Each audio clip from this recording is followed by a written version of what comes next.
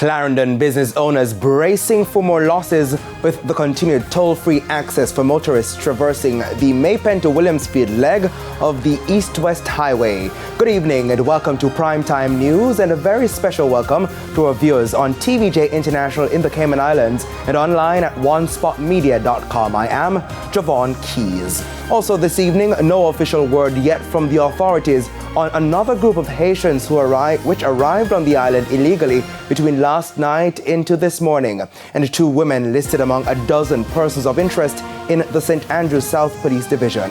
There is also Saturday Sports Special and weather in this newscast, so please stay with us. I'll have the news in detail right after this break.